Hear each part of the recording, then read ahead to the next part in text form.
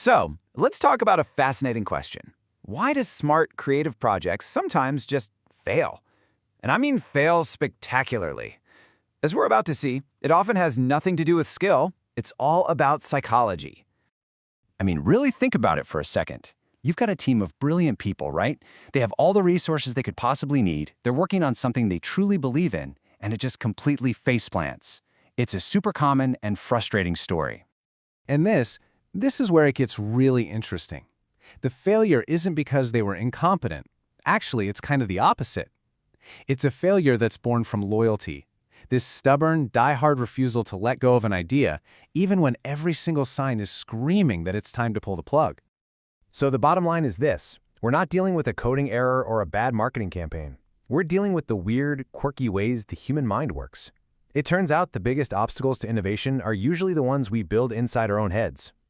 These mental hurdles, they usually show up as two very distinct and almost completely opposite traps that teams fall right into. So let's break them down. Okay, so on one side, we have what's called path fixation. This is all about holding on way too tight. It's that fierce, unwavering loyalty to a concept that's clearly failing. And on the other side, we have design nihilism, which is a total rebellion against the very idea of a perfect, seamless system.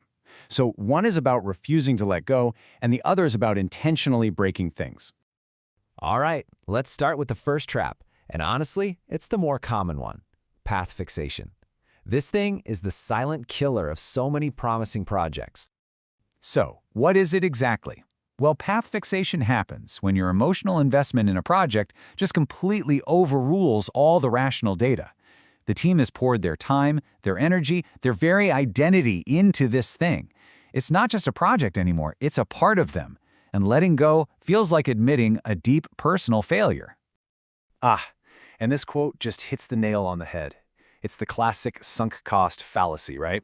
We think, well, I've already put 1,000 hours into this, so it must be valuable. But listen, effort doesn't automatically equal value. Sometimes the bravest, smartest thing you can possibly do is just walk away. So, how can you spot this in the wild? The signs are actually pretty clear. The user data is awful, the feedback is terrible, but the team just can't bring themselves to hit that delete button. Instead, what do? They start tweaking and optimizing these tiny, irrelevant details of an idea that's fundamentally broken. And why? Because admitting the entire path was wrong feels so much worse than the project just failing on its own. Okay, now let's completely flip the script and pivot to the other extreme. This is a really fascinating and, totally counterintuitive response to the pressures of modern design. It's called design nihilism. And you've got to understand, this isn't about being a bad designer. It's a very conscious choice. These creators are actively pushing back against the slick, frictionless, perfect user experiences we've all come to expect. They're building things that are intentionally clunky or confusing or just jarring aesthetically. And it's not out of incompetence, it's a statement. And this gets to the core philosophy behind the whole movement. And it's a pretty profound question to ask yourself. In our endless quest to remove every single obstacle and every moment of friction from our digital lives, are we also accidentally removing the potential for meaning, for surprise, for, humanity? So no, this isn't about being lazy at all. It's a search. It's a reaction to what you could call a fatigue of perfection. By reintroducing a little bit of discomfort, a little bit of a challenge, these designers are trying to make us feel something again, to engage our brains in a way that some perfectly seamless app just doesn't.